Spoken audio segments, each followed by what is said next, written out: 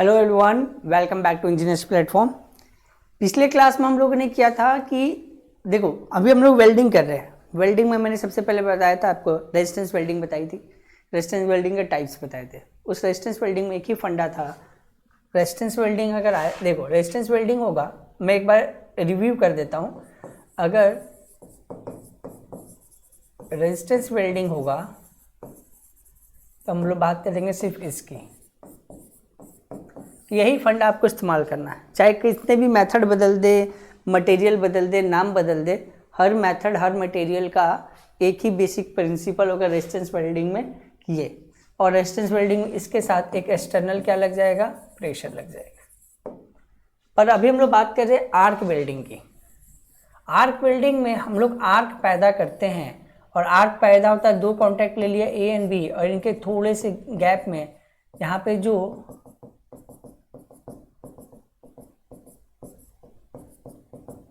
इस तरीके से हमें क्या पैदा करना पड़ेगा, आर्क पैदा करना पड़ेगा। तो अभी हम लोगों ने ये तो कंप्लीट कर लिया है, ये तो कंप्लीट कर लिया। अब हम लोग पढ़ रहे हैं आर्क वेल्डिंग। आर्क वेल्डिंग भी क्या प्रिंसिपल होता है जिसमें हम लोग आर्क जनरेट करते हैं। अब आर्क वेल्डिंग में भी बहुत सारे मेथड होते हैं। देखिए मेथड ओखड में एक छोटा सा चीज़ समझ लो, हमें वेल्डिंग करना जोड़ना, भाई बात खत्म, इतनी सी दिमाग में बैठा लो, ठीक है। रेजिस्टेंस वेल्डिंग करना, रेजिस्टेंस वेल्डिंग में बहुत सारे टाइप्स पढ़ लिया था। और टाइप में क्या है, अरेंजमेंट है। आपने बट से बट जोड़ दिया, बट वेल्डिंग, ठीक है। साइड से जोड़ दिया, दूसरी वेल्डिंग हो गई। अप बट हो गया, अपसेट वेल्डिंग हो गया, प्रिक्यूशन वेल्डिंग हो गया, फ्लैश वेल्डिंग हो गया। तो ये नाम खाली बदल रहे हैं क्योंकि उसके तरीके बदल रहे हैं, पर प्रिंसिपल एक ही लग रहा है। रेजिस्टेंस वेल्डिंग में I square R into T plus pressure रहना है। उसी तरीके से मैं अगर बोलूं कि भैया हमने आर्क वेल्डिंग पढ़ ली है, पर आर्क वेल्डिंग के टाइप्स बताइए, तो टाइप्स पढ़ने से क्या आर्क वेल्डिंग का प्रिंसिपल बदल जाएगा? क्या टाइप्स बदलने से आर्क वेल्डिंग में आर्क पैदा नहीं करेंगे? सब में एक ही फंडा लगेगा, आर्क पैदा कीजिए और वेल्डिंग कीजिए। पर टाइप्स की जरूरत क्यों पड़ी और इतने सारे टाइप्स बने कैसे? जब हमारे पास आर्क पैदा करके जोड़ने की जरूरत है तो हम इतने टाइप्स पढ़ेंगे क्यों? उसका लॉजिक क्या है वो देखो ध्यान से। लॉजिक है यहाँ पे देखो, नाम बहुत, मैं तो हमेशा बोलता हूँ इलेक्ट्रिकल इंजीनियरिंग में नाम ही आधा काम कर देता है, यही तो प्लस पॉइंट है। जैसे कंप्यूटर साइंस वाला अगर पढ़ना जाए, जैसे उसको प्रोग्रामिंग बोलेगी .NET पढ़ो, DBMS पढ़ो, जावा पढ़ो, सी पढ़ो, C++ प्रोग्रामिंग पढ़ो, पाइथन पढ़ो, इससे आप समझ ही नहीं सकते कि क्या करना है इसमें, बस एक नाम है। पर यहाँ पे अगर हम लोग इलेक्ट्रिकल इंजीनियरिंग, जितना हम लोग को फायदा मिलता है कि हमें ये चीज़ है, हमें नहीं पता, वेल्डिंग भी नहीं पता, पर आगे क्या लिखा हुआ है, कार्बन आर्क, और लास्ट में क्या लिखा है, वेल्डिंग। हमें इतना तो आइडिया लग ही जाएगा कि अगर हमें वेल्डिंग, ये जानकारी हो जाए कि वेल्डिंग से जोड़ते हैं, तो जोड़ने के बाद हमें एक आगे समझ में आ गया कैसे जोड़ेंगे, क्या पैदा करके जोड़ेंगे, आर्क। आर्क जोड़ने के लिए, आर्क को जनरेट करने के लिए हम मटेरियल क्या लेंगे, कार्बन। अभी हम लोगों ने पढ़ाई नहीं की है, नहीं डिटेल में गया, अभी खाली नाम पे जिक्र कर रहे हैं। हमें वेल्डिंग करनी है, ठीक है, क्या मेथड से करना है सर, आर्क जनरेट करके करना है। आर्क जनरेट करने के लिए मटेरियल क्या ले लेंगे सर, कार्बन ले लीजिए। ऐसा कोई मेथड होगा, नाम हो जाएगा कार्बन आर्क वेल्डिंग। हमें तो आर्क से ही वेल्डिंग करनी है भैया। मटेरियल क्या इस्तेमाल किया, अभी मेरे हाथ में ये मार्कर है, मेरे हाथ में कार्बन का रॉड होता और मैं वेल्डिंग करता तो कार्बन आर्क वेल्डिंग हो जाता। टंगस्टन का वायर इलेक्ट्रोड ले लूँ, टंगस्टन के वायर से अगर वेल्डिंग करूँ, टंगस्टन आर्क वेल्डिंग हो जाएगा। कूलिंग करने के लिए अगर मैं हाइड्रोजन ले लूँ तो हाइड्रोजन आर्क वेल्डिंग हो जाएगा। कोई इनर्ट गैस ले लूँ, इनर्ट गैस 8वें ग्रुप में आता है जो किसी से रिएक्ट नहीं करता, जैसे हो जाएगा आर्गन हो गया, नियोन हो गया, ठीक है, जेनोन हो गया, रेडोन हो गया, ये सब क्या है, आर्गन के इनर्ट गैस है। मैंने आर्गन का इस्तेमाल करके वेल्डिंग करना चालू कर दिया तो मैं बोल दूंगा आर्गन गैस वेल्डिंग, है ना। बस तुम्हें क्या करना है कि जो नाम है उसका इस्तेमाल करना है, हमें वही करना है, एक ही चीज, क्या, आर्क। आर्क पैदा कीजिए। ये ए और बी दो मटेरियल हैं, ये मटेरियल अगर बदल जाते हैं तो वेल्डिंग का नाम बदल जाता है, पर करना हमें एक ही चीज़। जैसे यहाँ पे मेटल आर्क वेल्डिंग, अब यहाँ आर्क वेल्डिंग में कोई भी चीज़ लेंगे, कार्बन नहीं लेंगे, कार्बन मेटल नहीं है तो यहाँ पे कोई मेटल ले लेंगे, सिंपल सी बात है। एटॉमिक हाइड्रोजन आर्क वेल्डिंग, यहाँ पे आर्क वेल्डिंग करेंगे पर इसमें इस्तेमाल किसका करेंगे, हाइड्रोजन का करेंगे। फिर यहाँ पे मेटल आर्क वेल्डिंग है पर आगे क्या गैस लग गई, इनर्ट गैस लग गया।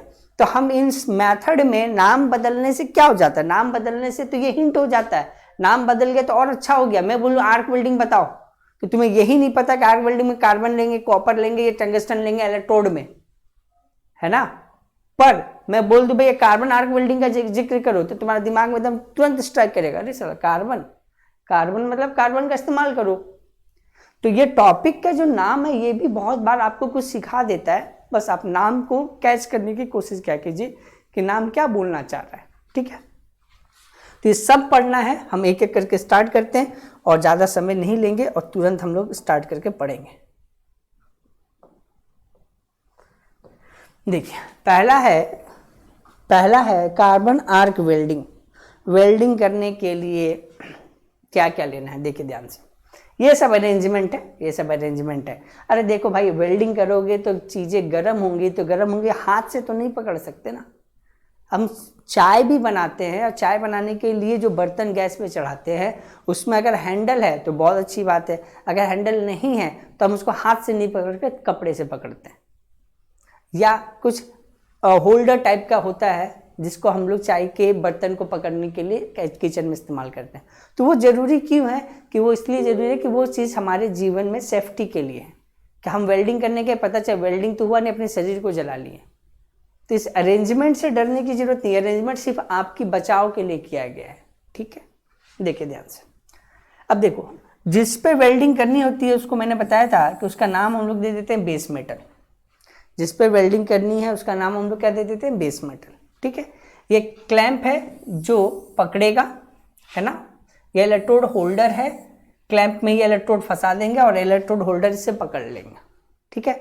ये इलेक्ट्रोड लगा दिया गया है यहाँ पर, ये इलेक्ट्रोड लग गया यहाँ पे। इस इलेक्ट्रोड और बेस मेटल के बीच में डिस्टेंस थोड़ा मिनिमम रखेंगे और इसी मिनिमम डिस्टेंस के बीच में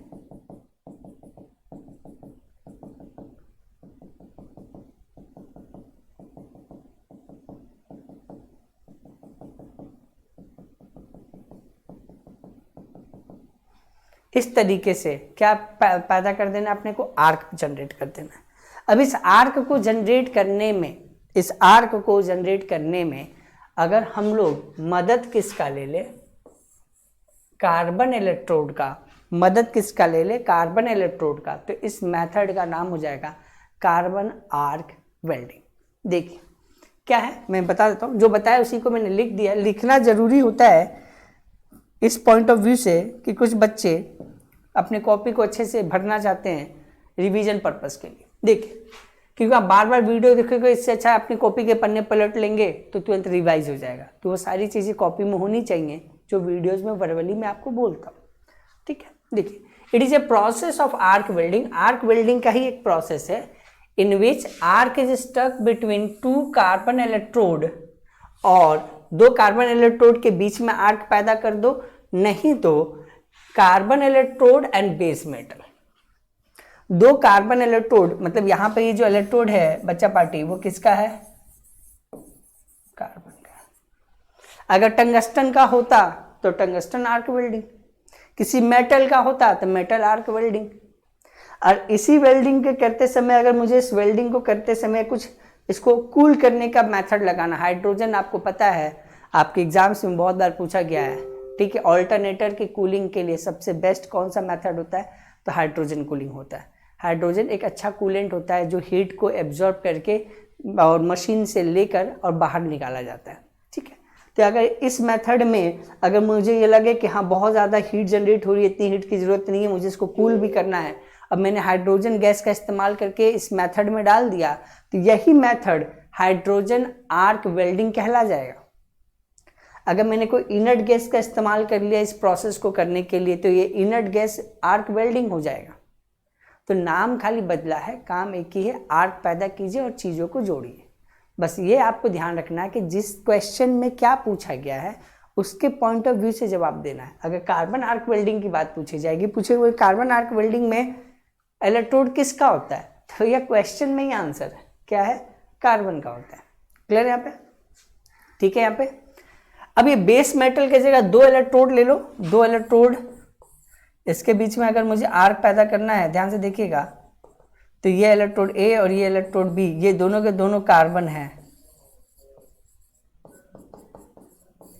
ये भी पॉसिबल है। नहीं तो एक इलेक्ट्रोड ले लीजिए और एक क्या ले लीजिए, बेस मेटल, और बेस मेटल किसी का भी हो जाएगा, इलेक्ट्रोड मान लीजिए किसका लेना है, कार्बन का। ऐसे में अगर आर्क वेल्डिंग करेंगे तो ये हो जाएगा कार्बन आर्क वेल्डिंग। अब क्वेश्चन आता है सर पेपर में ये सब तो उतना ज़्यादा डिटेल में नहीं आएगा, और क्या पूछा जाएगा। हम पहले ही दिन बताए थे कि हमें वेल्डिंग पढ़ना है, इलेक्ट्रिकल वेल्डिंग, हमें मैकेनिकल और गैस वेल्डिंग नहीं पढ़नी है। तो आर्क वेल्डिंग हो या कोई भी वेल्डिंग हो, हमारा टॉपिक इलेक्ट्रिकल वेल्डिंग है, तो इलेक्ट्रिकल होगा तो इसकी ज़रूरत तो पड़ेगी ही पड़ेगी। इलेक्ट्रिकल होगा तो सप्लाई की ज़रूरत पड़ेगी ही पड़ेगी। अब किस वेल्डिंग में कितनी सप्लाई चाहिए, यही एग्जाम में सबसे ज़्यादा पूछा जाता है, किस वेल्डिंग में कितनी सप्लाई चाहिए। तो इस बात का थोड़ा ध्यान रखेंगे कि पेपर बनता है तो हमें कितना पढ़ना है, कहाँ से पढ़ना है, क्या करना है, क्या नहीं करना है। ठीक है। अब एक और चीज़ मैं यहाँ बताना चाहता हूँ, पिक्चर में पहले ही देख लीजिए कि आपको गड़बड़ी ना लगे और कोई कन्फ्यूज़न ना हो, ध्यान से देखेंगे। इसको मैं थोड़ा हटा दूँ, देखिए ध्यान से।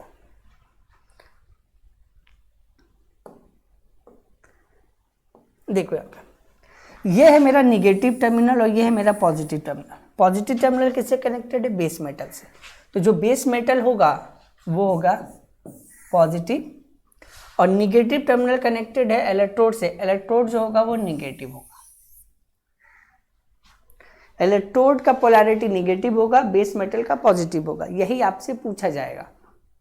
कार्बन आर्क वेल्डिंग में पोलैरिटी क्या होती है बेस मेटल की, तो पोलैरिटी क्या होती है, पॉजिटिव, और इलेक्ट्रोड की पोलैरिटी क्या होती है, निगेटिव होती है।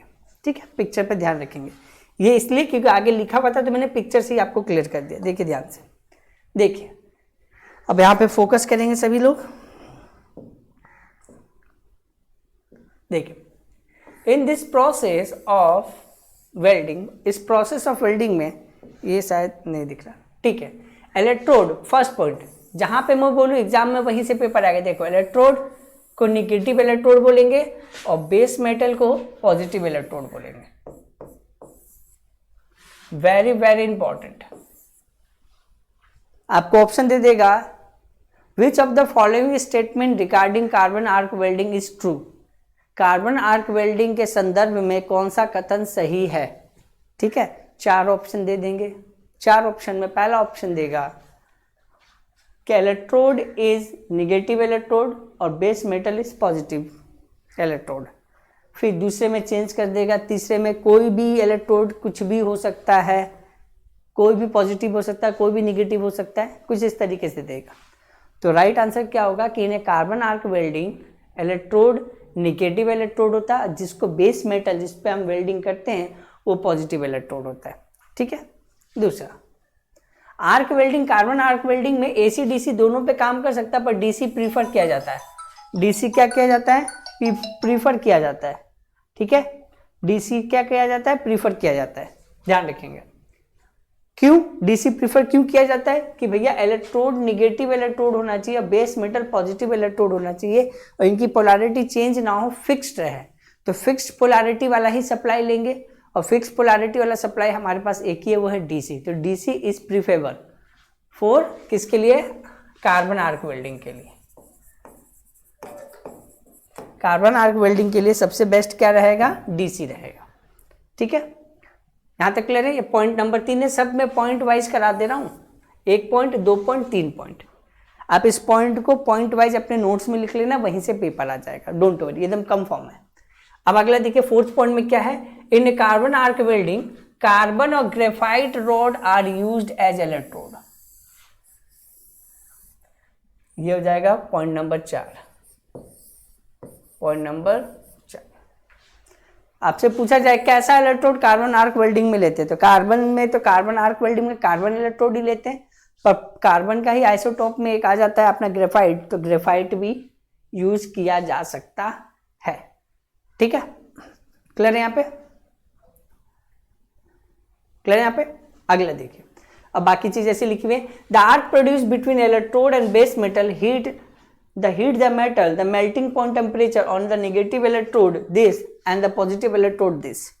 ये अजीब सा है, अभी तक ये वाला पॉइंट नहीं पूछा गया है, फिर भी आप समझ लीजिए कि अगर आर्क वेल्डिंग में जब हम आर्क पैदा करेंगे तो एक बेस मेटल होगा, एक इलेक्ट्रोड होगा, इस तरीके से। पिक्चर में बताया था। तो ये होता है, ये निगेटिव होता है, और बेस मेटल क्या होता है, पॉजिटिव। जब हीट जनरेट होगा तो ये मटेरियल और ये मटेरियल के बीच में आर्क रहेगा, उस आर्क का जो टेम्परेचर इसके लिए, इलेक्ट्रोड के लिए और बेस मेटल दोनों के लिए डिफरेंट रहेगा। ध्यान रखिए, ये अभी तक आया नहीं है, फिर भी देख लीजिएगा। तो निगेटिव इलेक्ट्रोड कौन होता है भैया, इलेक्ट्रोड होता है, उसका टेम्परेचर होता है 3200 degree Celsius. And positive electrode जो हमारा बेस मेटल होता है उसका होता है 3900 डिग्री सेल्सियस। ठीक है, क्लियर है। This process of welding is normally employed where addition of filler is not required. Important important important point number 5 पूछा जाए, कार्बन आर्क वेल्डिंग में फिलर इस्तेमाल होता है या नहीं होता, तो आंसर क्या होगा, नहीं होता। तो इस पूरे ही ग्राफ में अभी तक जितना पढ़ा, पैराग्राफ में 5 पॉइंट इंपॉर्टेंट लगी, उसको नोट्स बना के अपने कॉपी में लिखिए। पहला, in carbon arc welding positive electrode is a base metal, negative electrode is a electrode, पहला। दूसरा, DC is prefer for arc welding, क्यों, फॉर फिक्स पोलैरिटी। तीसरा, पहला दूसरा, तीसरा हो गया, which types of electrode is use, तो carbon and graphite electrode are use for carbon arc welding. चौथा, पांचवा, there is no requirement of filler, there is no requirement of filler. Filler एक एक्स्ट्रा मटेरियल होता है जो welding करते समय हम डालते हैं, जो जाके उसमें ऐड हो जाता है। There is no requirement of filler for carbon arc welding. ये 5 पॉइंट आप लोग लिख लीजिए पॉइंट बना के, ऐसे मत लिखना, ये तो हम लोग लिखते, आप पॉइंट वाइज लिखा कीजिएगा, उस पॉइंट से ही पेपर आ जाएगा। ठीक है, क्लियर यहाँ पे। और मेजर प्रॉब्लम आर दिस। ठीक है, मेजर प्रॉब्लम क्या है आर्क वेल्डिंग के साथ, कि कार्बन से जब आर्क पैदा होता है तो वो सस्टेन्ड नहीं कर पाता। अब ये सस्टेन्ड वर्ड का क्या मतलब है, जैसे लगातार आर्क बना रहे। अगर मैंने आर्क जनरेट कर दिया, आर्क निकल रहा है, हम वेल्ड कर रहे हैं, आर्क निकल रहा है, वेल्ड कर रहे हैं, कंटिन्यूअस आर्क जो जनरेट हो गया वो मेंटेन रहे, ये जरूरी नहीं है। किसके साथ ये प्रॉब्लम आती है, कार्बन इलेक्ट्रोड के कारण। ठीक है, देखिए क्या बोलना चाह रहा हूँ, देखो देखो ध्यान से, ये इतना इंपॉर्टेंट नहीं है फिर भी एग्जाम पॉइंट ऑफ व्यू से, पर मैं आपको बताना चाहता हूँ।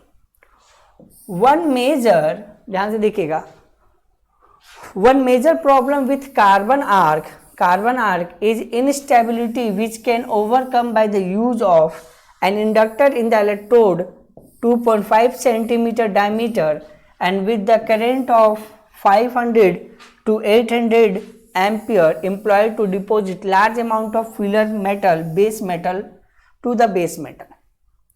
क्या बोलना चाह रहे हो समझो।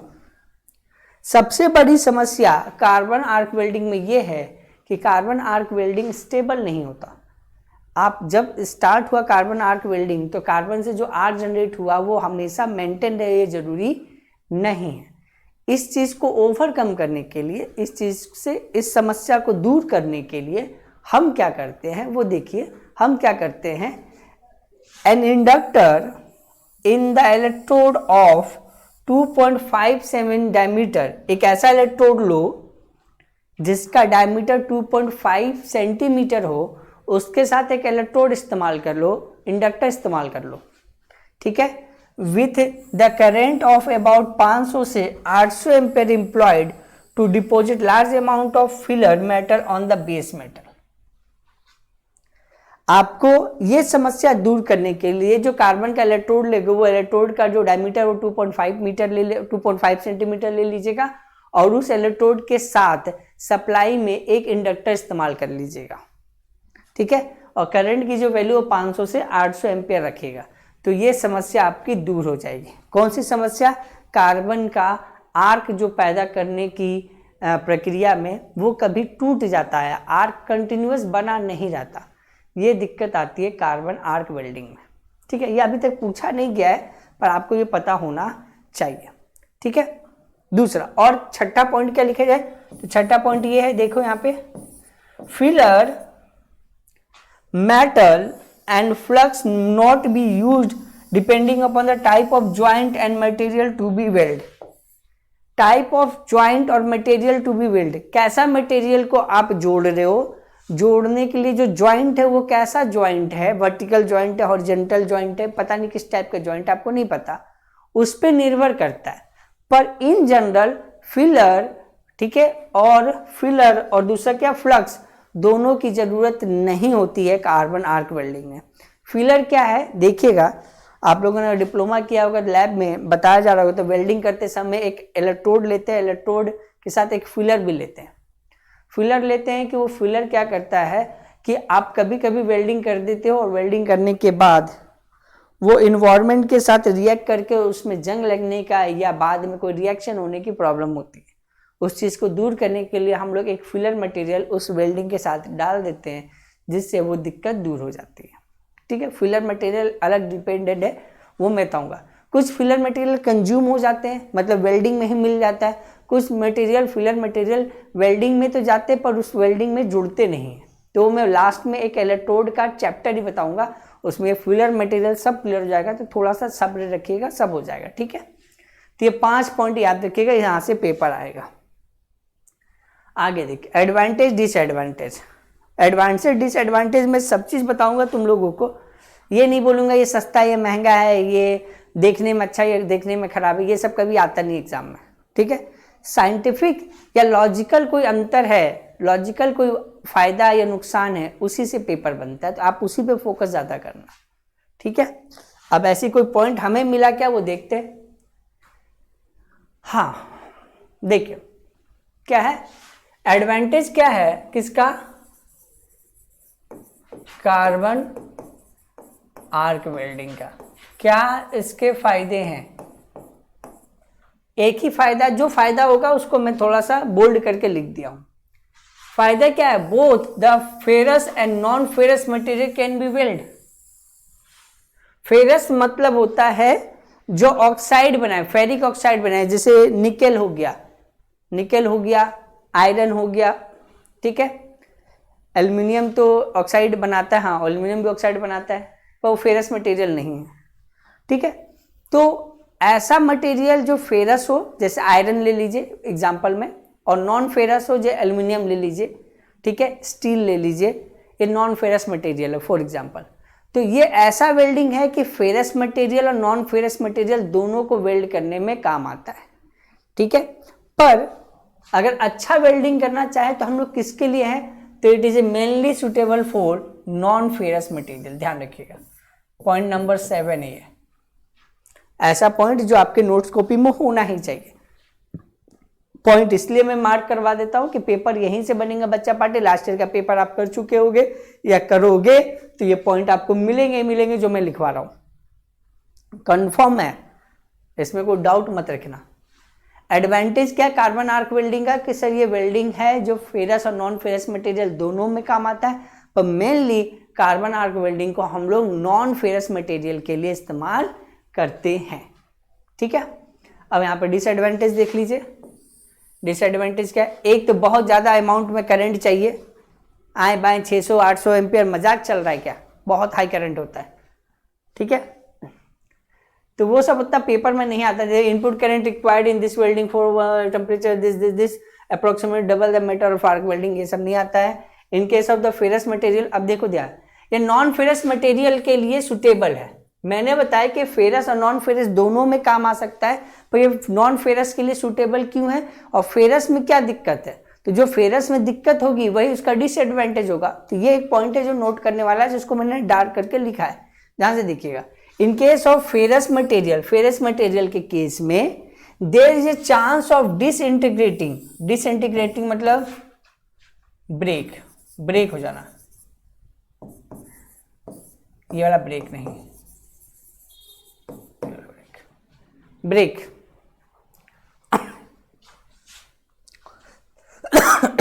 chance of disintegrating the carbon at high temperature and the transfer to the weld, which causes the harder the weld deposit and brittle, which harder the weld deposit and brittle। जब बहुत ही भारी मात्रा में जब, ध्यान रखिएगा, बहुत ही भारी मात्रा में जब टेम्परेचर बढ़ेगा तो कार्बन आर्क इलेक्ट्रोड, जो इलेक्ट्रोड से आर्क पैदा कर रहे हैं, उस केस में बहुत ज़्यादा टेम्परेचर होगा फेरस मटेरियल के केस में, तो वो मटेरियल ही मेल्ट हो जाएगा, कार्बन इलेक्ट्रोड मेल्ट होकर मटेरियल में ही मिल जाएगा। और उस केस में जिस मटेरियल की वेल्डिंग की है वो ब्रिटल हो जाएगा। ब्रिटल का मतलब है भुरभुरा सा हो जाएगा। जैसे एक प्लास्टिक होता है, कचकरा होता है, तो बहुत सारी बॉटल्स देखिएगा प्लास्टिक की आती है, बहुत सारी बोतल कचकरे की आती है। जैसे ये है, इसकी क्वालिटी देखिए, ठीक है। और एक आपके दूध के पैकेट की प्लास्टिक आती है, तो उस पैकेट की प्लास्टिक और इसकी प्लास्टिक में अंतर है, तो ये ब्रिटल है। आप इसको जोर से दबाइए तो ये कचकरा के टूट जाएगा, पर प्लास्टिक टूटेगा नहीं, वो सॉफ्ट होता है। तो ये क्या दिक्कत है कि जब हम फेरस मटेरियल के साथ आर्क वेल्डिंग करेंगे तो हाई टेम्परेचर, डिसइंटीग्रेटिंग का मतलब टूट जाना, कार्बन ही ब्रेक हो जाएगा। इतने ज़्यादा टेम्परेचर पे कार्बन ब्रेक हो जाएगा और वेल्डिंग में मिल जाएगा। कार्बन कभी भी हम लोग मिलाते हैं किसी भी मटेरियल को स्ट्रॉन्ग बनाने के लिए, याद रखिएगा, आयरन में अगर 2.5% कार्बन मिला दिया जाए तो वो स्टील के कन्वर्जन में आ जाता है, और स्टील एक बहुत ही अच्छा स्ट्रॉन्ग मटेरियल है। उसमें क्रोमियम मिला दिया जाता है तो स्टील में जंग नहीं लगेगी, क्योंकि क्रोमियम और कार्बन मिला के आयरन को स्टील बनाया जाता है। ठीक है, ध्यान रखिएगा, जितना ज़्यादा आप कार्बन की परसेंटेज रखिएगा किसी भी मटेरियल के स्ट्रेंथ, मजबूती उतनी ही बढ़ेगी। अगर कार्बन से आप वेल्डिंग कर रहे हो और टेम्परेचर पे कार्बन ही मेल्ट हो गया और मेल्ट होके वो उसमें जाके मिल गया, तो वो उसको मजबूत करने की जगह कचकरे की तरह भुरभुरा कर देगा, जिसको हम लोग क्या बोलते हैं, ब्रिटल में। तो ये सबसे बड़ा क्या है, यहाँ पे क्या है, डिसएडवांटेज है। इसीलिए ये मेटल फेरस और नॉन फेरस दोनों में काम आता है, पर इसको हम लोग इस्तेमाल किस में करते हैं, फेरस में, नॉन फेरस में, क्योंकि फेरस के केस में कुछ ना कुछ गड़बड़ी हो जाती है। तो ये था अपना कार्बन आर्क वेल्डिंग। यहाँ पे आर्क पैदा करेंगे, देखो हो करना क्या है, अगर मुझे इसको पिघला के जोड़ना है तो इसको चाहिए हीट, और इसको हीट देने के लिए हम रेजिस्टेंस वाला मेथड लगा सकते हैं। रेजिस्टेंस वाला मेथड में अगर सक्सेस नहीं करता है तो हम एक दो मटेरियल को एकदम पास ले आएंगे और करंट देंगे बहुत ज़्यादा, देखा 500 से 800 एम्पियर करंट देंगे। इतने करंट पे क्या होगा कि जो गैप में एयर है, जो दो गैप है, दो इलेक्ट्रोड या दो मेटल पीस के बीच में गैप है, उसमें इतने हाई टेम्परेचर, इतने हाई वैल्यू पे, करंट की वैल्यू पे जो गैस होगी वो आयोनाइज्ड हो जाएगी और करंट पास होने लगेगा हवा से ही। उस केस में जो आर्क पैदा होगा, चिंगारी पैदा होगी, उस चिंगारी से हम वेल्डिंग कर लेंगे। ये मेथड होता है। इसमें एक इलेक्ट्रोड अगर कार्बन का इस्तेमाल कर लेते हैं तो नाम बदल जाता है, आर्क वेल्डिंग की जगह नाम हो जाता है कार्बन आर्क वेल्डिंग, जिसके मैंने कुछ पॉइंट्स लिखवा दिए हैं, आप इसको पॉइंट वाइज लिखिएगा, यही पॉइंट आपके पेपर में आएगा। ठीक है, चलिए आगे देखते हैं। अगला है, नाम बदल बदल के ही तो पढ़ाना है, पढ़ाना एक ही चीज़ है। जिस बच्चे को पहले ही क्लास में ये दिमाग में बैठ गया कि वेल्डिंग मतलब जोड़ना है, जोड़ने के लिए हीट चाहिए, हीट से अगर नहीं जुड़ता है तो ताकत लगा दो, वेल्ड हो जाएगा, बात खत्म, वहीं पे ख़त्म कि यहाँ सर ऐसे ही वेल्डिंग होती है। अब उस वेल्डिंग में क्या लगता है, क्या नहीं लगता, मटेरियल कितनी लगती है, वोल्टेज कितना लगता है, करंट कितना लगता है, किसको वेल्ड करने के लिए क्या लेते हैं, इतना पढ़ लीजिए, यही एग्जाम में आएगा। ठीक है, ध्यान रखिए। अब देखो यहाँ पे क्या है, अब यहाँ पे है आर्क वेल्डिंग अभी भी तो है, इसमें तो कोई शक ही नहीं है, आर्क वेल्डिंग अभी भी है, पर आगे क्या लग दिया, मेटल, आगे क्या ले लिया, मेटल ले लिया। ठीक है, तो यहाँ पे सब चीज़ वही है, देखो अब यहाँ पे एसी सप्लाई ले लिया, तो ये हो गया बेटा फेज, और ये हो गया अपना न्यूट्रल। फेज गया इलेक्ट्रोड के पास, इलेक्ट्रोड होल्डर हो गया, यहाँ पे ये कार्बन का था, अब ये किसका हो जाएगा, एक मेटल का हो जाएगा। पहले ये किसका था, कार्बन का था, अब किसका हो जाएगा, मेटल का हो जाएगा। अब ये मेटल के ऊपर क्या लगा दिया हम लोगों ने, फ्लक्स कोटेड मेटल इलेक्ट्रोड है। फ्लक्स कोटेड क्या है, तो फ्लक्स किसके लिए लेते हैं, तो सब फ्लक्स लेते हैं प्रोटेक्शन के लिए। फ्लक्स किसके लिए लेते हैं, प्रोटेक्शन के लिए लेते हैं। फ्लक्स का प्रोटेक्शन कैसे काम करता है, तो बहुत छोटा सा चीज़ बताता हूँ। जैसे एक आयरन का रॉड खरीद लो और ऐसे हवा में रख दो तो उसमें जंग लग जाता है, क्योंकि ऑक्साइड का लेयर चढ़ने लगता है, क्योंकि आयरन ऑक्सीजन के साथ रिएक्ट कर जाता है। उसी आयरन के रॉड पे अगर मैं प्लास्टिक का पेंट डाल दूं तो वो पेंट हवा को आयरन से टच होने नहीं देगा, जिसके कारण से हवा में रखने के बाद भी आयरन के रॉड में जंग नहीं लगेगी। तो वो एक पेंट जो ऊपर लगाया गया, लुब्रिकेंट जो लगाया गया, वो प्रोटेक्शन का काम करता है। उसी तरीके से अगर ये इलेक्ट्रोड है और किसी मेटल का है तो मैं इस मेटल के इलेक्ट्रोड को बचाने के लिए इसके ऊपर फ्लक्स लगा दूंगा, तो फ्लक्स कोटेड मेटल इलेक्ट्रोड नाम रख देंगे। फ्लक्स कोटेड मेटल इलेक्ट्रोड कुछ नहीं है, लोहा लक्कड़ कुछ होगा, उसके ऊपर कुछ पेंट जैसा लगा दिया गया बस। इसके लिए फ्लक्स का मतलब क्या हो गया, प्रोटेक्शन के लिए, ध्यान रखिएगा। वही है आर्क बनाइए, देखो यहाँ पे ये आर्क पैदा हुआ है, ये ना आर्क, ये बेस मेटल हो गया। बेस मेटल का दूसरा नाम क्या होता है, तो सब बेस मेटल को हम लोग वर्क पीस भी बोलते हैं। वर्क पीस का मतलब क्या होगा, ऐसा टुकड़ा जिस पे हमें काम करना हो, ऐसा टुकड़ा किसी मटेरियल का जिस पे हमें काम करना हो। क्या काम करना है, वेल्डिंग करनी है, ठीक है, क्लियर है। वहाँ पे इलेक्ट्रोड कार्बन का था तो नाम था carbon electrode, carbon arc welding. यहाँ पे इलेक्ट्रोड एक मेटल का है तो मेटल आर्क वेल्डिंग। वहाँ पे डीसी सप्लाई लेते थे और यहाँ पे हमें क्या चाहिए, एसी सप्लाई चाहिए, ठीक है। चलिए देखिए आगे देखते हैं। अब इसमें से सर पॉइंट बताइए क्या लिखा जाए एग्जाम पॉइंट ऑफ व्यू से, क्या ना लिखा जाए। तो जो एग्जाम में आएगा, बोर्ड पे बहुत सारी कहानी लिखी हुई है, पर एग्जाम में जो आएगा उसको मैंने थोड़ा डार्क कर दिया है। अगर आपको नहीं दिख रहा है वो डार्क, खोजने में दिक्कत आ रही है, तो मैं एक एक करके बता दे रहा हूँ, आप कॉपी में पॉइंट वाइज लिखते चलिए। बहुत इंपॉर्टेंट है ये पॉइंट, पेपर इस पॉइंट से ही बनेंगे बच्चा पार्टी, तो बी केयरफुल, ध्यान रखिएगा। पहला पॉइंट, चलिए high temperature about this and वही है, ये आर्क पैदा होगा तो वर्क पीस और बेस मेटल और मेटल का जो इलेक्ट्रोड है उसके बीच में हीट पैदा होगी। वो हीट का टेम्परेचर होगा, उस टेम्परेचर का जो होगा पीस, तो temperature about 2400 degree Celsius negative metal के लिए। मेटल ही क्या होता है बच्चा पार्टी, सर मेटल ही क्या होगा यहाँ पर, सर इलेक्ट्रोड होता है। मेटल ही क्या होगा, इलेक्ट्रोड होगा, ठीक है, मेटल इलेक्ट्रोड लिखा हुआ है। और 2600 degree Celsius negative base metal के लिए। बेस मेटल को ही हम लोग क्या नाम दे देते हैं, सब बेस मेटल को हम लोग क्या बोलते हैं, वर्क पीस बोलते हैं, ठीक है, क्लियर है। याद रखिएगा वेल्डिंग करेंगे तो एक पॉजिटिव निगेटिव होगा, दोनों का टेम्परेचर सेम नहीं रखेंगे, ध्यान रखिएगा, क्लियर है। दूसरा, both AC and DC can be used. AC DC दोनों यूज हो सकता है, किसके लिए, मेटल आर्क वेल्डिंग के लिए, मेटल आर्क वेल्डिंग के लिए। बस जबकि कार्बन आर्क वेल्डिंग के लिए सिर्फ डीसी लेते हैं, एसी नहीं लेते, ध्यान रखिएगा, ठीक है।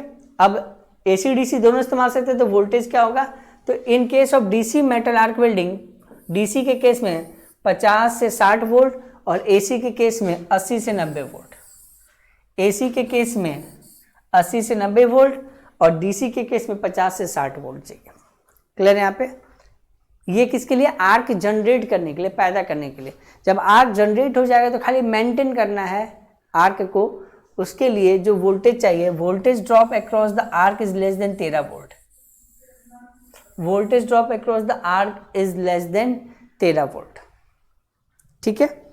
जो आर्क पैदा होगा, आर्क का नेचर रेजिस्टिव होता है, करंट पास होगा तो उसके क्रॉस वोल्टेज ड्रॉप होगा, वोल्टेज ड्रॉप होगा तो 13 वोल्ट होगा, ठीक है। आर्क का लेंथ बहुत छोटा रखा जाता है, otherwise what will be built. Arc का लेंथ बहुत ही क्या रखा जाता है, छोटा रखा जाता है, नहीं तो वो फिर वो क्या हो जाएगा, बेकार हो जाएगा। फिर करंट की रिक्वायरमेंट, करंट याद रखना बच्चा पार्टी बहुत ज़्यादा चाहिए। आप देखो हवा से करंट, हवा से पावर जनरेट करना, हवा में आग लगा देना है। आपको पता है कि कंडक्टर ही एक माध्यम है जिससे हम लोग इलेक्ट्रिसिटी एक टर्मिनल से दूसरी टर्मिनल पर भेज सकते हैं।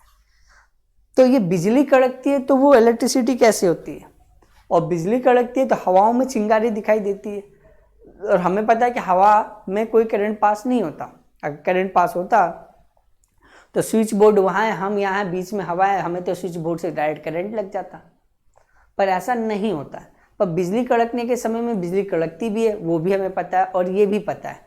तो दोनों में ऐसा क्या है सर जो कॉन्सेप्ट को मिस कर रहा है, तो कॉन्सेप्ट है कि जितना अंतर हवा का होगा, जितना अंतर हवा का होगा, उस अंतर को पार करने के लिए और उस अंतर को पार करके एक करंट पास कराने के लिए आपको बहुत ज़्यादा पावर की ज़रूरत पड़ेगी। और वो पावर अगर बहुत ज़्यादा है तो इसमें दो चीज़ आएंगे, एक वोल्टेज आएगा, एक करंट आएगा। अगर आपने वोल्टेज को लो रखा है तो पावर ज़्यादा करने के लिए करंट की वैल्यू बढ़ानी पड़ेगी 500 एम्पियर, है ना। अगर आपने करंट कम रखा है तो वोल्टेज की वैल्यू क्या करनी पड़ेगी, बढ़ानी पड़ेगी, ध्यान रखिएगा, ठीक है।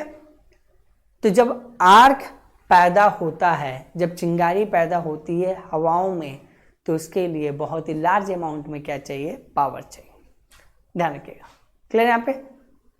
सो उसमें इसमें अंतर क्या है, तो उसमें कार्बन है, इसमें मेटल है।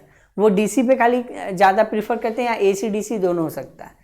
डीसी का यहाँ वोल्टेज है 50 से 60, एसी का वोल्टेज है 80 और 90। वहाँ पे करंट कितने चाहिए थे, 500 से 800 एम्पेयर चाहिए था, यहाँ पर भी कम से कम 500 एम्पेयर करंट चाहिए। बेस मेटल जो होगा हमेशा पॉजिटिव होगा, और जो इलेक्ट्रोड होगा वो निगेटिव होगा। निगेटिव का टेम्परेचर यहाँ पे 2400 और बेस मेटल का टेम्परेचर यहाँ पे 2600 है। क्लियर यहाँ पे। मेन डिसएडवांटेज क्या है, मेन डिसएडवांटेज क्या है इसका, कि मेन डिसएडवांटेज के केस में जब एसी पास होगा तो एसी में सबसे बड़ी समस्या है कि वो 0 positive negative 0 positive negative very करता है। उसमें एक पॉइंट ऐसा आता है जहाँ पे वो वैल्यू 0 हो जाती है, चाहे बहुत ही कम समय के लिए आता हो, पर वो वैल्यू वहाँ पे क्या हो जाती है, 0 हो जाती है। तो वही एक बड़ी समस्या का कारण है। अब वो देखिए क्या है,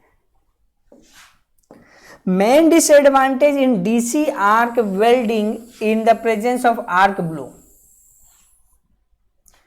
that is distortion of arc stream from the intended path due to the magnetic force of the non-uniform magnetic field with AC arc blow.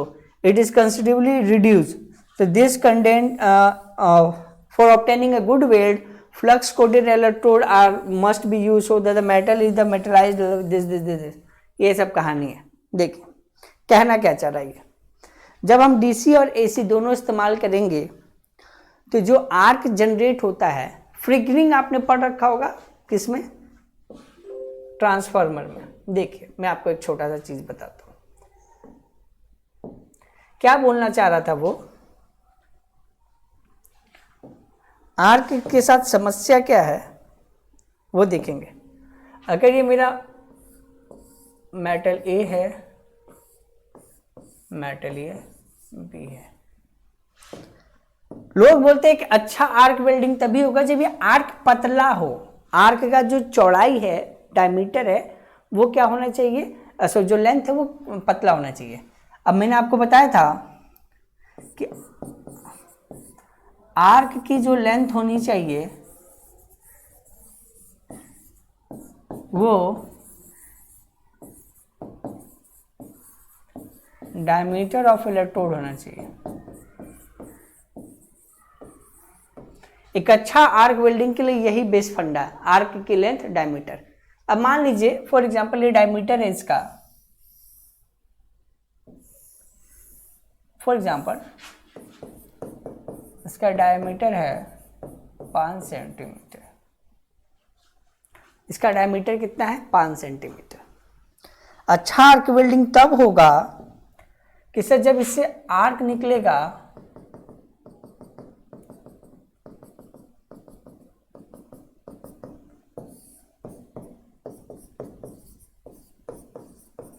Sir जब इससे आर्क निकलेगा तो आर्क लेंथ भी 5 सेंटीमीटर हो, तो आर्क सीधा सीधा निकला, वेल्ड हो गया।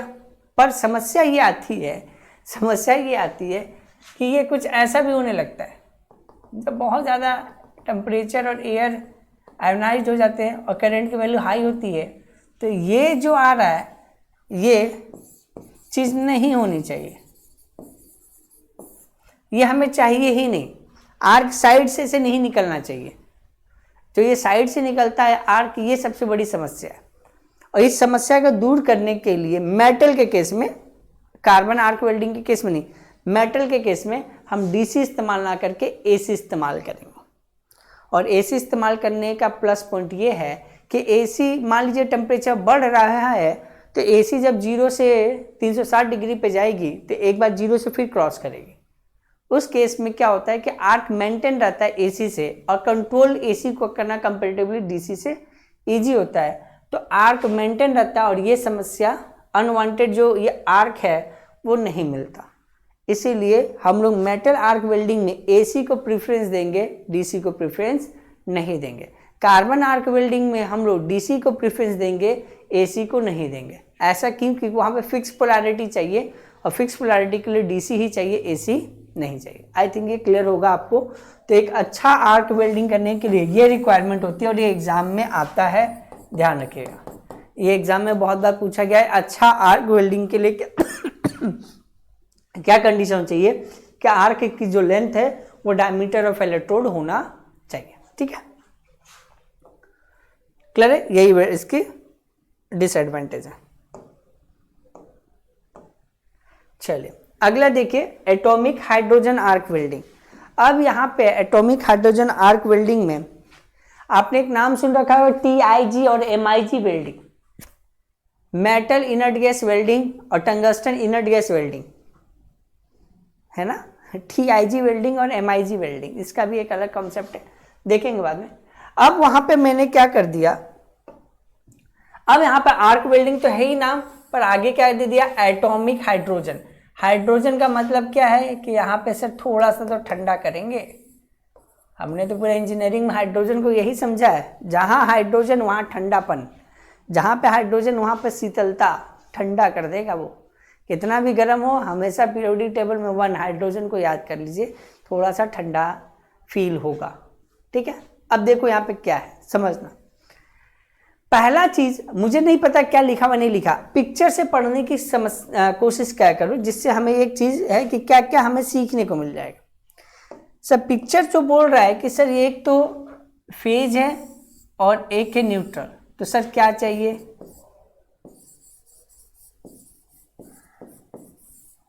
पहला पॉइंट हम अभी सीख रहे हैं। दूसरा, इलेक्ट्रोड यहाँ 2 लगे हुए हैं और दोनों इलेक्ट्रोड किसके हैं, टंगस्टन के, 0.2, 2 पॉइंट हो गया। तीसरा, इस इलेक्ट्रोड के अंदर से एक हाइड्रोजन गैस है 3 के लिए, हाइड्रोजन गैस है तो क्या पर्पस होगा, हाइड्रोजन गैस है तो क्या पर्पस होगा, कूलिंग के लिए। ये क्या जनरेट हो गया बच्चा पार्टी, आर्क। ठीक है, ये तो नीचे क्या है, बेस मेटल, कोई समस्या नहीं है, बेस मेटल है। और ये क्या है, पूल ऑफ मोल्टेन मेटल, ये पिघला हुआ आर्क से पिघला हुआ मेटल है, लावा बोल सकते हो, लावा। एक और चीज, ये सब तो 3 हो गया, चौथा, बाकी सब तो सेम है। चौथा यहाँ पे क्या है, फीलर रोड।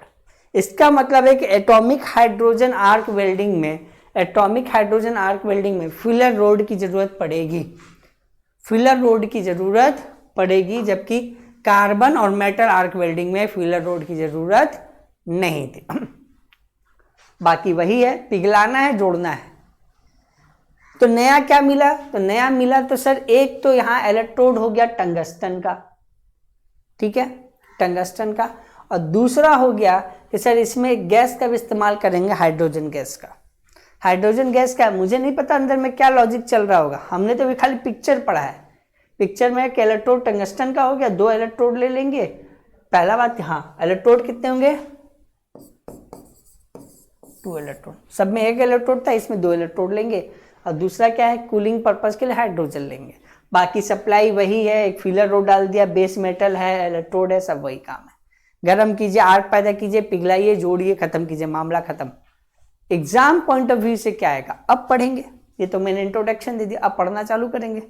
अब पढ़ेंगे तो अब सीखेंगे क्या क्या है। ठीक है, थोड़ा सा सफाई कर ली जाए। ठीक है, सफाई होगी। अब सफाई के बाद थोड़ा सा रंग भेद नीति लाएंगे हम लोग, रंग भेद नीति में पढ़ेंगे। चलिए, in hydrogen atomic hydrogen arc welding shown in figure, heat for welding process is produced by an electric arc। सब पता है इलेक्ट्रिक आर्क है, इलेक्ट्रिक वेल्डिंग ही पढ़े तो इलेक्ट्रिक की तो बात ही करेंगे। बिटवीन, देखो, बिटवीन 2 टंगस्टन इलेक्ट्रोड, देखा आ गया ना ये पॉइंट। कितने टंगस्टन इलेक्ट्रोड 2। पॉइंट को पकड़िए, अंडरलाइन करके नोट्स बनाइए, जब रिवीजन कीजिए तो इन्हीं सब पॉइंट को पढ़िए, आपके सेमेस्टर या कॉम्पिटिटिव एग्जाम सब निकलेगा। मेंशन, सीखना क्या है, इस टॉपिक से पेपर क्या बनेगा सर वो बताओ। टॉपिक तो पूरी किताबों में, हर किताबों में पूरी 4-4 पन्नों का वेल्डिंग लिख रखा है, उतना पढ़ नहीं सकते। पूरा टॉपिक ही 3 क्वेश्चन आएगा, 3 में एक वेल्डिंग है, फिर उसके बाद बहुत सारा हीटिंग है, फिर ट्रैक्शन है, टोटल 3 क्वेश्चन आएगा, उसमें एक छोटा सा ये टॉपिक है। तो इतना इंपॉर्टेंस नहीं है इस टॉपिक का, फिर भी मैं बहुत डिटेल में पढ़ा रहा हूँ और हर एक पॉइंट आपको लिखवा रहा हूँ कि भैया कुछ छूटे नहीं, ठीक है। अब किस बच्चे में कितनी हिम्मत है, कितना डेप्थ में पढ़ सकता है, वो उसके अपने ऊपर निर्भर करता है। हमारा तो काम है कि पूरा डिटेल में बताने के लिए। टंगस्टन लेंगे 2। इन एटमॉस्फेयर ऑफ हाइड्रोजन, हाइड्रोजन के एटमॉस्फेयर में, मतलब इलेक्ट्रोड होगा तो हाइड्रोजन के साथ होगा, ठीक है। हाइड्रोजन सर्व मेनली 2 पर्पस, लीजिए वेरी वेरी इंपॉर्टेंट। एक तो ये काम का है, 2 इलेक्ट्रोड होगा, दूसरा पर्पस। क्या पर्पस है? तो जो पर्पस है हम यहां लिखेंगे, है ना।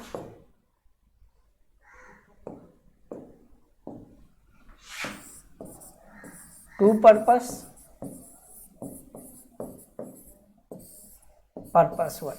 क्या पर्पस है? 1 act as a protective screen for arc, protective screen, सतह बना देगा,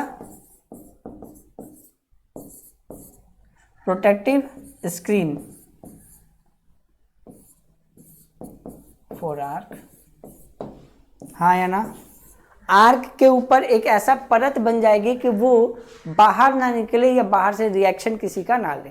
और दूसरा पता ही है ये तो यूनिवर्सल है, तो इसलिए मैंने बोला ना कि पढ़ने से पहले ही कुछ जो पिक्चर हमें सिखा सकता है सीख लो। हमें पिक्चर तो ये सिखा दिया था, हाइड्रोजन आएगा तो एक चीज आएगी, क्या? हाइड्रोजन कूलिंग आएगा। अब ये एक नया चीज मिला तो ये काम का है। तो हाइड्रोजन का कितने पर्पस है इस पूरे मेथड में? 2। एक कि आर्क के ऊपर एक सुरक्षा कवच जैसा परत बनाए और दूसरा कूलिंग पर्पस का काम करे, ठीक है। यहाँ तक क्लियर है ये पिक्चर? आगे बढ़ते क्या है वो देखे। In hydrogen arc welding the arc is maintain between the 2 non consumer tungsten. देखे यहाँ पर, क्या टंगस्टन पिघल के वेल्डिंग में जाएगा? तो नहीं, टंगस्टन से आर्क पैदा होगा, टंगस्टन पिघलेगा नहीं। अब टंगस्टन क्यों नहीं पिघलेगा? तो टंगस्टन का जो मेल्टिंग पॉइंट है वो 3400 डिग्री सेल्सियस है, हाईएस्ट मेल्टिंग पॉइंट होता है प्योरिटी में टंगस्टन का, इसलिए टंगस्टन का इस्तेमाल हम लोग फिलामेंट वाले बल्ब में भी करते हैं। ये सब बेसिक आपको पता ही है, ठीक है। ठीक है, क्लियर है। और उसके साथ प्रेशर कितना देंगे? प्रेशर ऑफ 0.5 kg पर सेंटीमीटर स्क्वायर। ये प्रेशर नहीं आएगा एग्जाम में, नहीं आएगा, डोंट वरी, ठीक है। In order to obtain equal consumption of electrode, 2 electrode है भैया, ध्यान से समझना, 2 इलेक्ट्रोड है, इलेक्ट्रोड ए और इलेक्ट्रोड बी। ये पॉसिबिलिटी लगाई जाती है कि कभी कभी मान लीजिए एक इलेक्ट्रोड पहले ही खराब हो गया, दूसरा इलेक्ट्रोड बाद में हुआ, तो ये थोड़ा ध्यान रखना है।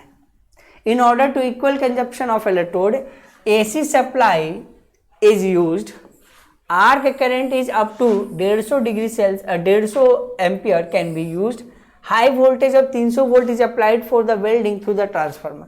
वोल्टेज यहाँ पे 300, करंट यहाँ 150, करंट थोड़ा कम कर दिया है, सभी आर्क वेल्डिंग में 500-800 एम्पियर होता था, यहाँ 150 एम्पियर है, सब में 50-60 वोल्ट होता था, यहाँ 300 वोल्ट है। गुना करोगे तो सबका लगभग पावर सेम आएगा, ठीक है। दोनों इलेक्ट्रोड से आर्क का कंजप्शन बराबर हो, इसलिए सप्लाई कौन सी लेनी है? AC। तो कार्बन आर्क वेल्डिंग में, रिवीजन करा देता हूँ, कार्बन आर्क वेल्डिंग में DC चाहिए था, मेटल वाले में AC चाहिए था, हाइड्रोजन वाले वेल्डिंग में भी AC चाहिए, ठीक है। ट्रांसफार्मर इस्तेमाल होगा, तो वेल्डिंग कर रहे हैं तो कौन सा ट्रांसफार्मर लेंगे? तो सर नाम में आगे लिख दीजिए, वेल्डिंग ट्रांसफार्मर, बात खत्म। फर्स्ट ट्रैकिंग आर्क, हाँ ठीक है, ये है। आर्क पैदा करने के लिए 300 वोल्ट, पर आर्क अगर बन गया तो मेंटेन करने के लिए 80 से 100 वोल्ट। किसके लिए?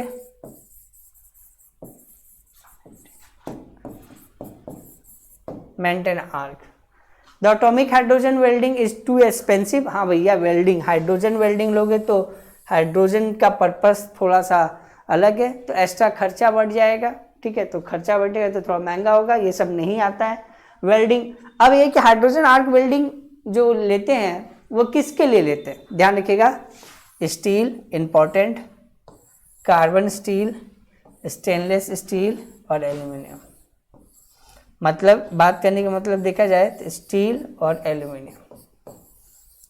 स्टील और एल्यूमिनियम के लिए कौन सा वेल्डिंग लिया जाता है? तो हाइड्रोजन एटम आर्क वेल्डिंग ली जाती है। क्लियर है? एक लास्ट है वो देख लेते हैं, इनर्ट गैस वेल्डिंग। ठीक है, इनर्ट गैस लेंगे। अब वहाँ पे हाइड्रोजन था, टंगस्टन का इलेक्ट्रोड था, यहाँ पे टंगस्टन का इलेक्ट्रोड रहेगा। अब इनर्ट गैस डाल देंगे।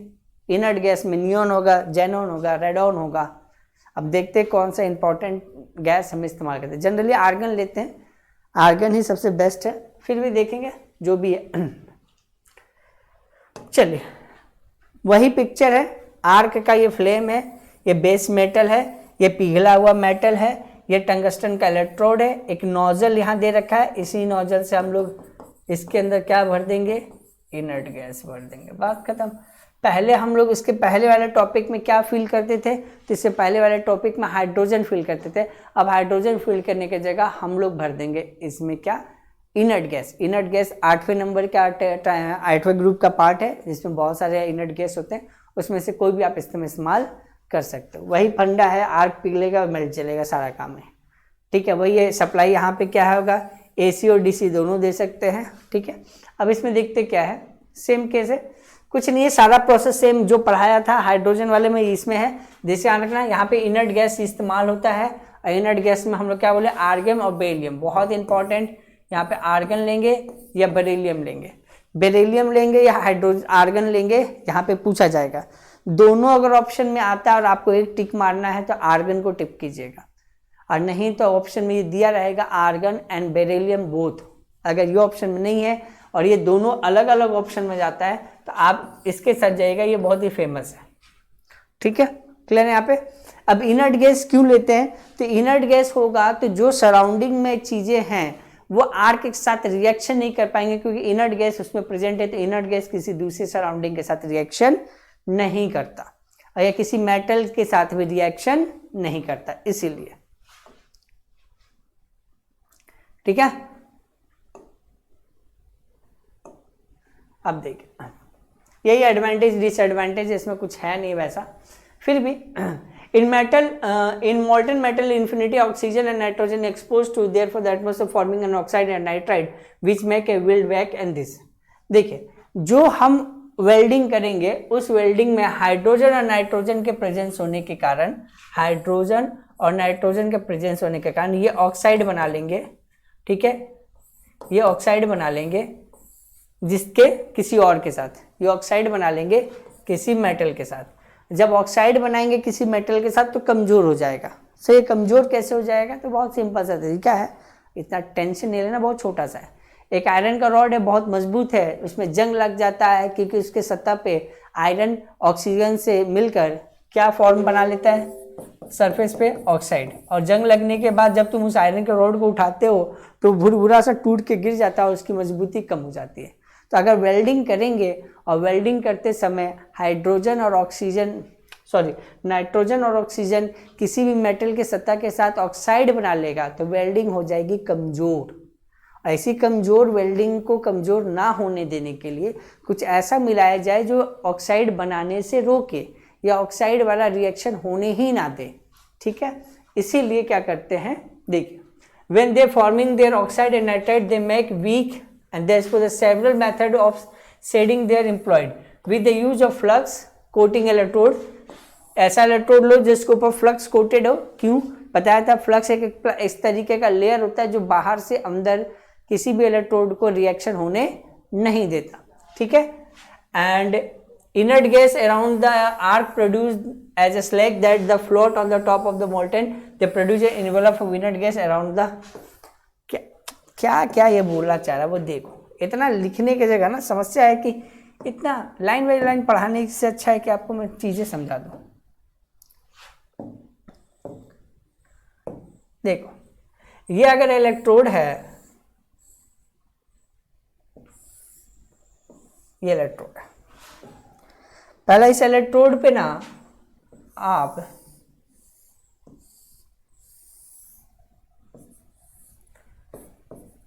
कोटिंग कर दो। कोटिंग कर दिया, ठीक है। अब देखो ध्यान से, ईट इलेक्ट्रोड से आर्क बना लो।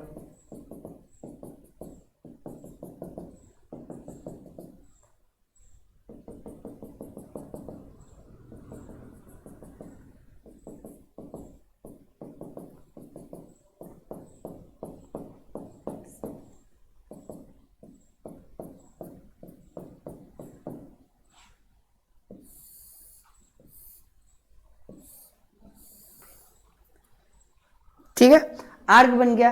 अब इस बेस मेटल में इसको हम लोग क्या नाम दे देंगे, बेस मेटल। तो ये इलेक्ट्रोड का जो कोटिंग है वो इलेक्ट्रोड को बचा लिया। इलेक्ट्रोड से जो आर्क बनेगा, आर्क इस पे जाएगा। आर्क के सराउंडिंग में है ऑक्सीजन और नाइट्रोजन, जो जनरली बना लेगा ऑक्साइड और नाइट्रेट्स। और ये नाइट्रेट बनाने के कारण वीक क्या हो जाएगा, वेल्डिंग। तो वीक वेल्डिंग हो जाएगा, कमजोर वेल्डिंग हो जाएगा। तो ऐसा ना हो, तो हमने बोला कि ऐसा नहीं चाहते हो। अगर ऐसा आप नहीं चाहते हो तो इसके सराउंडिंग में यहां पे आप क्या दे दो, इनर्ट गैस दे दो। सराउंडिंग में क्या दे दीजिए, इनर्ट गैस दे दीजिए। ये इनर्ट गैस बनने नहीं देगा। ये इनर्ट गैस ऑक्साइड और नाइट्राइड बनने नहीं देगा। और जो वेल्डिंग होगी वो वेल्डिंग ना बनने के कारण वेल्डिंग क्या हो जाएगी,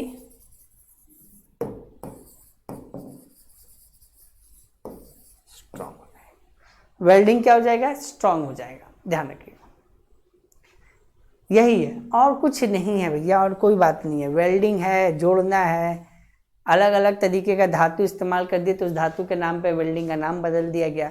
सब में आपका AC इस्तेमाल होता है, सिर्फ कार्बन आर्क वाले में DC इस्तेमाल करते हैं। बस ध्यान याद रखिएगा। बेस मेटल हमेशा पॉजिटिव रहेगा, इलेक्ट्रोड हमेशा निगेटिव इलेक्ट्रोड रहेगा। ठीक है, इलेक्ट्रोड और बेस मेटल के बीच में आर्क पैदा होगा, उसी आर्क से चीज़ें पिघलेंगी और पिघल कर हम उसको जोड़ेंगे। कहीं कहीं पे बाहर से फिलर मेटल की ज़रूरत पड़ती है तो फिलर मेटल भी दे देंगे। ठीक है, क्लियर है। हाइड्रोजन गैस लेंगे तो उसमें दो पर्पस है, एक तो प्रोटेक्शन में काम आएगा, दूसरा कूलिंग में काम आएगा। अब हाइड्रोजन गैस की जगह इनर्ट गैस ले लेंगे तो इनर्ट गैस कूलिंग तो नहीं करेगा पर ऑक्साइड को बनने नहीं देगा।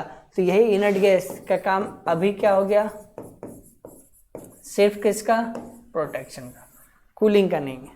हाइड्रोजन का प्रोटेक्शन और कूलिंग दोनों का था, पर यहाँ पे सिर्फ प्रोटेक्शन का है, कूलिंग का नहीं है। प्रोटेक्शन क्यों, क्योंकि इनर्ट गैस इसलिए कहलाते हैं कि उसके आउटर इलेक्ट्रॉन्स 8 के 8 फुल्ड होते हैं, जिसमें ना लेने और ना इलेक्ट्रॉन देने की शक्ति होती है, तो वो रिएक्शन नहीं करता। इनर्ट का मतलब सक्रिय नहीं है, असक्रिय है। तो वो किसी बाहर चीज़ से ऑक्सीजन और नाइट्रोजन से नाइट्रेट बनने की संभावना को रोकता है, जिसके कारण से वीक वेल्डिंग हो जाती। पर इसको ना बनने दिया जाए तो ये स्ट्रॉन्ग वेल्डिंग बनाएगा। ठीक है, तो इसको बोलते हैं इनर्ट गैस वेल्डिंग। इसी का नाम हो जाता है MIG, metal inert gas welding, और TIG, tungsten inert gas welding. अब इनर्ट गैस को इनर्ट गैस रहने दीजिए और इस इलेक्ट्रोड को ले लीजिए मेटल, और इस इलेक्ट्रोड को मेटल में ले लीजिए टंगस्टन। तो टंगस्टन ले लीजिएगा तो TIG हो जाएगा, मेटल ले लीजिएगा तो MIG हो जाएगा। बस यही है। इसलिए कभी कभी TIG MIG भी सुनने में आता है, बच्चा कंफ्यूज होता है, सर TIG MIG आपने नहीं पढ़ाया। अरे बेटा सब पढ़ा दिया, उसने नाम बदल दिया तो तुम्हें कन्फ्यूजन होगी। ठीक है, इस टाइप की वेल्डिंग में अगर टंगस्टन के ले लोगे तो टंगस्टन इनर्ट गैस वेल्डिंग हो जाएगा। नाम पढ़ो ना, टंगस्टन इनर्ट गैस वेल्डिंग, और यहाँ पे MIG हो जाएगा तो मेटल इनर्ट गैस वेल्डिंग। बस इस इलेक्ट्रोड को टंगस्टन से रिप्लेस कर दो तो TIG हो जाएगा, मेटल से रिप्लेस कर दो तो MIG हो जाएगा। ठीक है, क्लियर है यहाँ पे। तो ये था आपका वेल्डिंग। अगले में हम लोग हीटिंग पढ़ेंगे, पर वेल्डिंग का एक छोटा सा टॉपिक और है जो नेक्स्ट में पढ़ाऊंगा। इलेक्ट्रोड कितने प्रकार के होते हैं सर, कंज्यूमर नॉन कंज्यूमर क्या होता है सर, ठीक है, कोटेड और अनकोटेड इलेक्ट्रोड क्या होते हैं सर, किसमें क्या बना होता है, क्या उसकी मटेरियल होती है, सब बताऊंगा। तो नेक्स्ट लेक्चर में हम लोग ये डिस्कस करेंगे, फिर हीटिंग इस्तेमाल करेंगे। ठीक है, तो बाकी सभी के लिए tata bye bye, next class में मिलते हैं। ठीक है।